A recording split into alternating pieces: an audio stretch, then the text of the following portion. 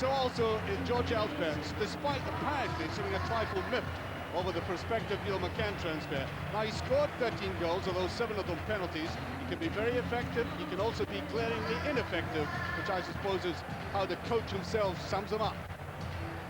Kelly built the confidence in having lost only one of their last away matches and having one of the best seasons in years.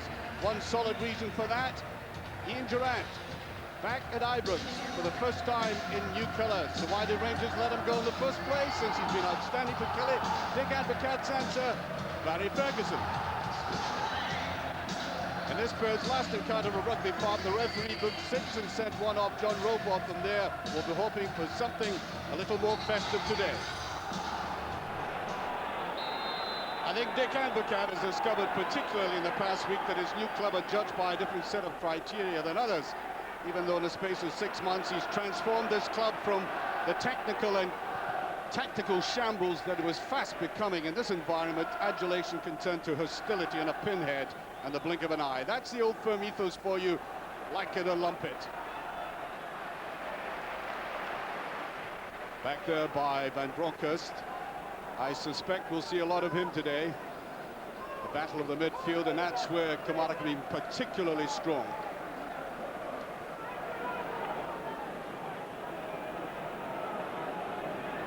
Trying to judge that longer one to Guy Barche. He took that down very well, Guy Barche. Just touched away. That's the man, the Frenchman. His colleague saying he needing a little more games. Yes, Kanchelska's beautiful ball in there to Van Bronckhorst. Now, normally, the Dutchman's first touch is impeccable. Certainly wasn't there.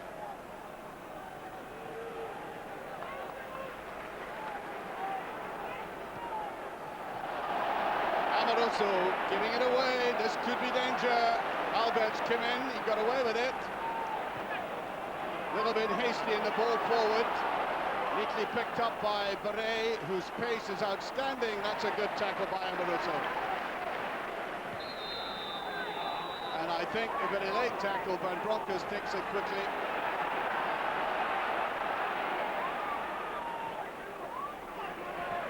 Wants it back.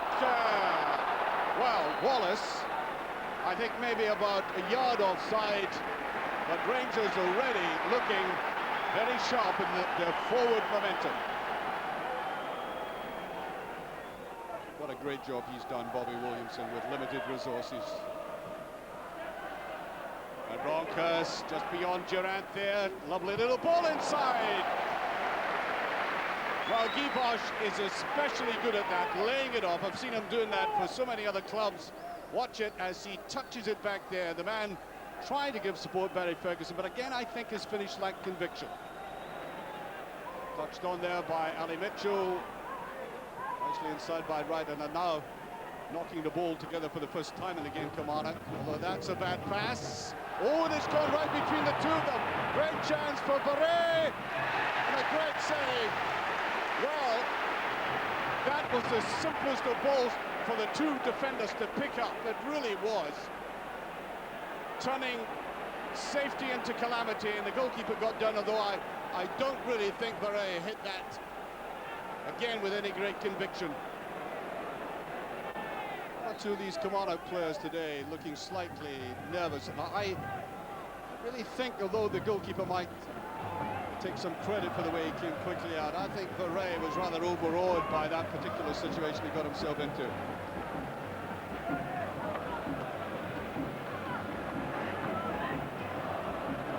Durrant, now Mitchell. Carini coming back at them very quickly indeed. Ferguson gets away with it. Given support by Alberts, looking away across towards Guy Barche. There's Guy Barche with it. Oh, that's a beautiful strike, but it's offside. He took it so cleanly and well. That is a typical Guy Barche strike. Renowned in France for the way he could finish like this. There was a deflection there, and then off the head of Van Bronckhorst and cleanly put away, but offside.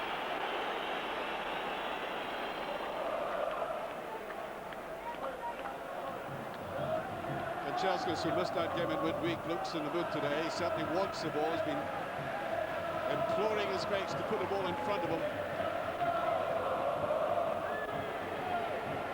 Newman just got away with that. Good interception though. And again, another outstanding player has been Raymond Montgomery in the centre of this defence. Kanchelskis.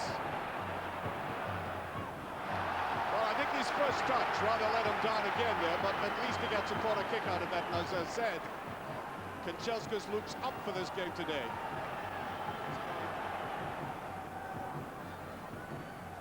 And it's the near post and straight towards Gordon Marshall, who I suspect was rather surprised that suddenly the ball ended up in his arms there. He got down to it very quickly.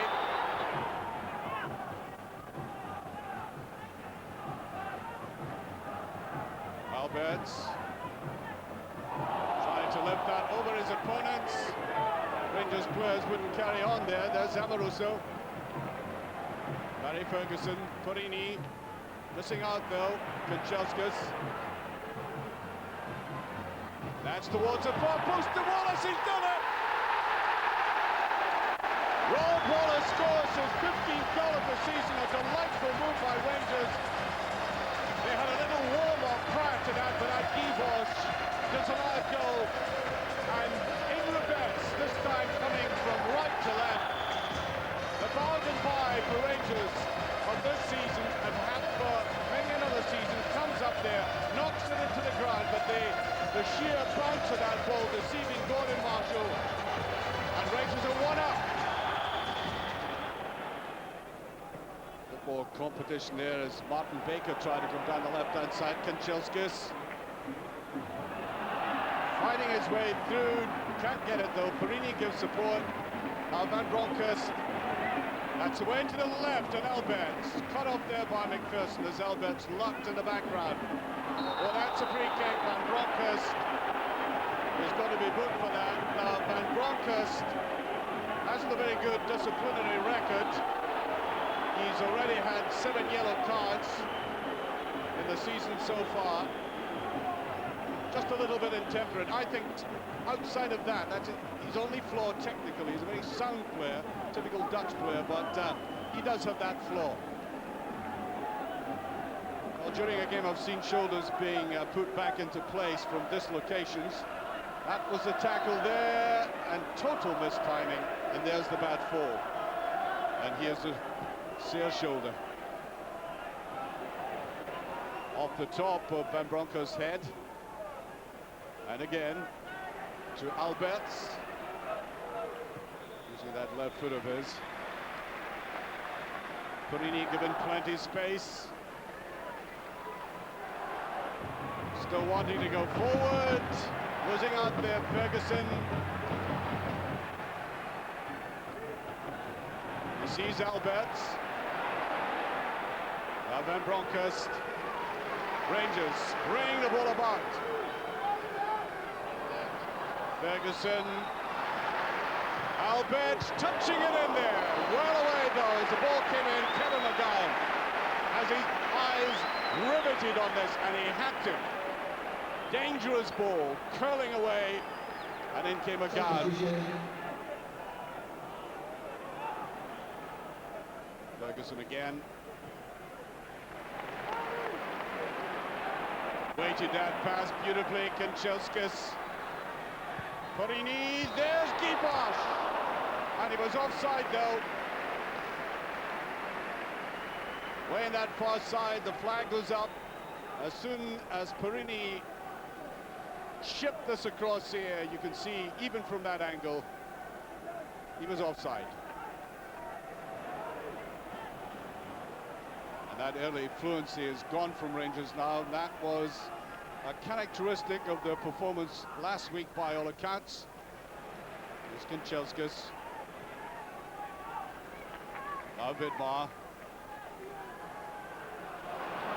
Alberts coming forward. Good run by Alberts. Gibosh puts it down. Ferguson with a shot just away. Well, I've noticed about Barry Ferguson, he does get into very good positions outside the box. What is now requiring from him is that lethal finish. That again just deserting him, although the defender coming out obviously slightly wrong-footed him. Again, Holt. Richard. Here's McPherson. And Broncos picking this up. That's a very good ball indeed to Wallace. Away it goes. Brilliant run by Wallace. Guiboche is just inside. And it's touched in. I think the deflection. Guiboche tried to get away from his marker. Wallace realized that. And then as he parted with it, that little touch there by Gus McPherson, who's got a good pair of legs in him. And Broncos, the taker of all these corner kicks. Swinging away from goal, Amoruso got a touch. Albert choosing his right foot. And that's another corner kick. And it fallen to his other side. That would have bust the net. Sometimes he has to do something with that leg that he uses simply for standing on. Touch there by Van Bronckhorst. That was a dangerous looking one. Ferguson just got rid of it. Good understanding there with Wallace. There he is again. Kanchelskis, Perini racing inside. That's the cut across. Touch back there. Once again, McGhee. Right there in the middle of the penalty area. He's been superb in the air today. Henry. A lot of balls being plied out there to the Russian. This time the left foot easily dealt with, though. A little bit obvious that. Alberts. Kelly have got everybody behind the ball now. 5 minutes to have time. Here's Guiboche. Almost picked up by Kanchelskis and away. Goal Kelly though. Durant. Albert's in a very good position here. Vidmar's on the outside. Albert's went for shot. Well, I think he decided right at the death there that he would go for it himself. Vidmar on the left-hand side of him, just inside him there, Wallace, and then he went for it himself. I don't really think he hit that with his full weight, though. And there goes the halftime whistle, 1 goal in it, and that's about as even as it's been if you discount the opening 15 minutes where Rangers almost entirely dominated, and then Kilmarnock coming back into it without really bothering Yemi. We had that superb strike, of course, by Guiboche, which was discounted by the referee for offside, and then coming on the left-hand side for the ball floated across them. Although Rod Wallace hit it into the ground, it did go into the net. There was that bust by Foray after the two Rangers players had left the through ball to each other, but apart from that, Kilmarnock not really bothered this Rangers defence as the home team go off 1 goal up.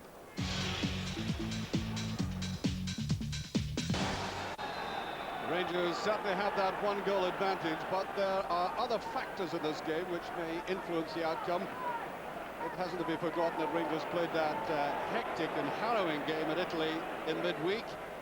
Later on in the game that may take its effect as Perini came in support there of Kanchelskis.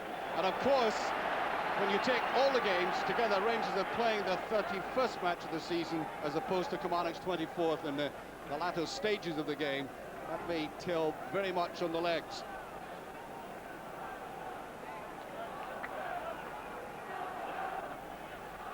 Floated in, Guiboche did get a little touch to that. I think he may well have been backing into his opponent, but the referee points for a goal kick. Hasn't been all that successful in the air until this moment there.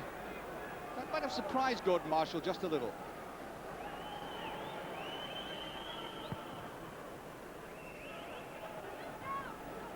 Guiboche did very well there to touch it back now, just beyond Wallace. Perini. Kanchelskis taking the two defenders with him. There it goes, right across towards Albert. Guiboche allowing that to go right across the other side of the penalty area. Good work by Kanchelskis again. He's done that so often in the game. Tried to swerve that away from goal, and he does, and it's so near. And I think there might have been a deflection again from the head of Amoruso onto a defender. That's another corner kick. Yes, off the back there of Holt. Certainly have the height there, Rangers. That's very near the goalkeeper. Down to Alberts. Back now to Van Bronckhorst. A little bit strong that. Givash tried to put it down. Everybody planted in that penalty area at the moment. Kanchelskis. Neatly touched away. Givash gets it back and then right. Knocked down by Amaruso. Pressure really on Kilmarnock at the moment. Free kick. And that was pace that brought that free kick about. Paul Wright absolutely deceived by that sudden little burst forward by the Russian. Way to the far side again, and three players missing that altogether. And that was a case, I think, of indecision. Nobody would really make the final move to it. Givash, that's a better ball to Wallace. Perini gives support. Kanchelskis going the right-hand side. Floating that over beautifully. There's Albertson! Almost got to Givash now. Great run by Alberts that time. He's hardly been in the game this far. And suddenly emerging on the left-hand side there. Good work by Gordon Marshall, I have to say.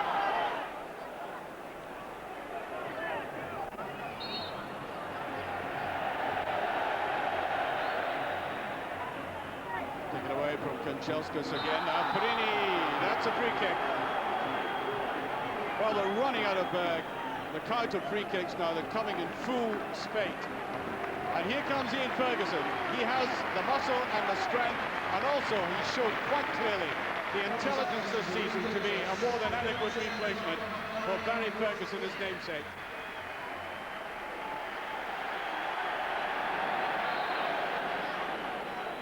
Ian Durant for the free kick. It's a tempting one and away by Vidmar. Well, full marks to Vidmar there because that had eluded the central of that Rangers defence. He read the danger very well coming from the left. Ian Durant, old mates, they know each other very well, and although the Rangers management didn't like it there, he was out very quickly. Fergie's been on the field, what, 45 seconds? And he's made his mark. Well, I said at the start of this half that the efforts in midweek and the fact that Rangers have played many more games than Kilmarnock might be telling. I think it is at this stage. Kilmarnock have had much more of the ball in the second part of the game. There's Wallace going through, and the goalkeeper reads it well.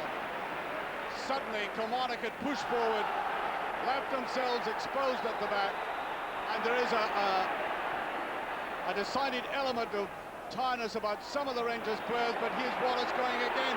Here's Kanchelskis. He's got a bit of freedom. And in it goes, there's Ferguson, brilliantly saved. Wonderful effort by the substitute.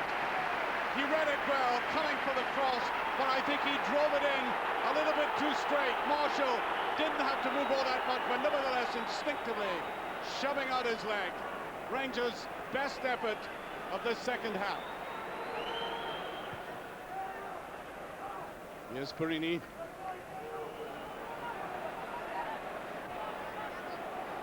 Gave that to beautiful play by Ferguson. I said he's played so intelligently for Rangers. Well, over the years he has, but certainly showed some marvellous touches this season. There's Alberts.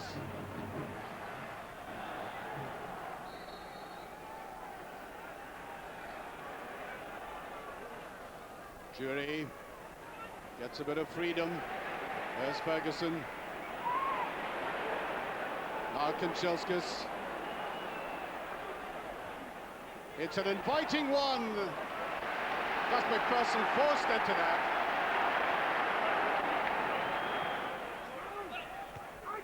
Back out it goes to Ferguson. He'll put it in and it's right through.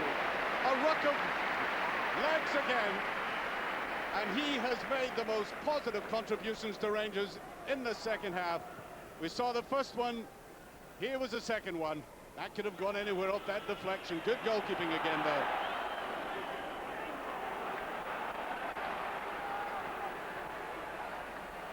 Kelly still up for it. Roberts getting it through. Ian Durant. And as I said, Kilmarnock have had a lot of the ball, battled well, but they haven't really tested this man.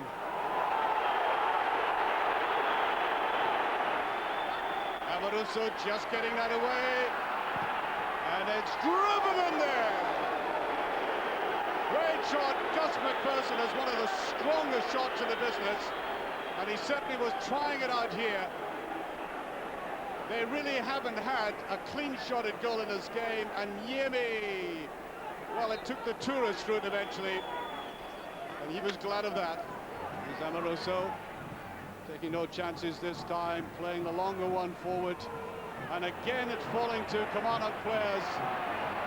Van Bronckhorst coming back, and in played to the outside. Vidmar seemed to take his eye right off the ball. He got away with it though.